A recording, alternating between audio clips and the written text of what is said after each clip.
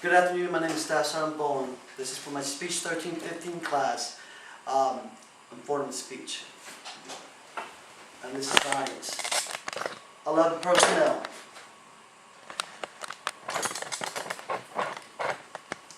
Now that I showed you my audience, I will continue with the speech.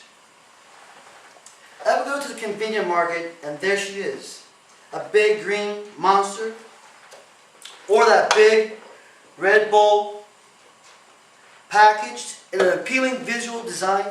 That is precisely what the beverage industry is spending thousands of dollars to convince you that one, it looks cool, and two, you need that energy drink to get you through the rest of the day. However, through the emergency room visits related to the consumption of energy drinks have doubled from 2007 to 2011. The beverage industry sales of energy drinks are expected to hit $21.5 billion per year by 2017. Okay, so you ask yourself, are the claims that these energy drinks have the added benefit true, or that they give the burst of energy? Some energy drinks contain as much as 34 grams of sugar per 8 ounces. Energy drinks like Monster, Rockstar, or Red Bull contain as much as 500 milligrams of caffeine, the equivalent to 14 cans of regular caffeinated soft drinks. It's amazing. A lethal dose of caffeine is considered to be 200 and 400 milligrams. Just one power drink can have the potential adverse effects. Energy drink labeling often is incomplete and vague. The herbal supplements including guarana, caffeine source, and taurine and amino acid are usually found in these energy drinks. In 2006, there were several incidents on Bob Anaconda with serious incidents where power drinks were the result of soldiers complaining of elevated heart rate and dehydration due to the overconsumption of power drinks. I know, I was there.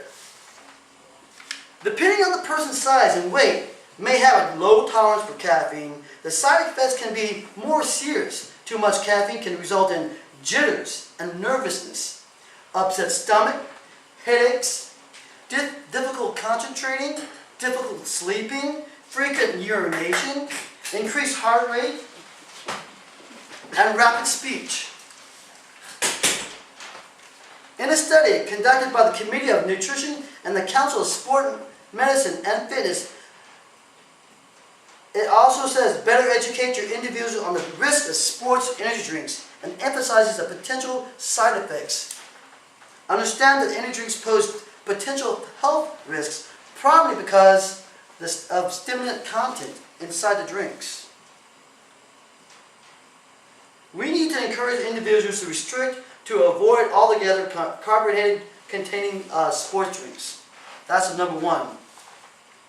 And then again, we also need to teach our individuals that sport drinks have a specific and limited function in athletes. These drinks should be ingested only when there is need for the more rapid replenishment of carbohydrates or electrolytes during the periods of prolonged and vigorous physical activity. When I say that, I'm talking about Gatorade. And lastly, we need to stay away from the energy drinks, and we need to promote water when we do the sports. They are the main function of hydration in our everyday lives through physical activity.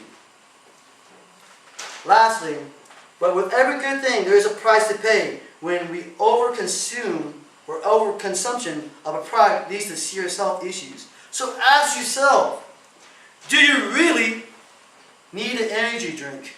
And if yes, could it be your last?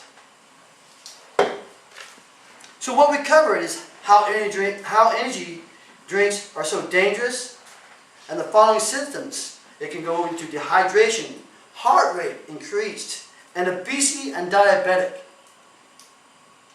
Are there any questions to my audience?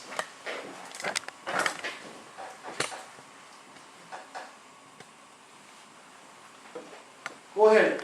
What is which energy drink would be worse for you? The Monster or the Red Bull? The Monster, because it has more sugar. Also, the Red Bulls. This Red Bull here is sugar-free. It has the unnatural sugar, aspartame. So it's just because it's sugar-free doesn't mean it's good for you. So it's even more dangerous. It's toxic to your body. I thank you very much for listening to my speech, and I thank my audience again. And that concludes my speech.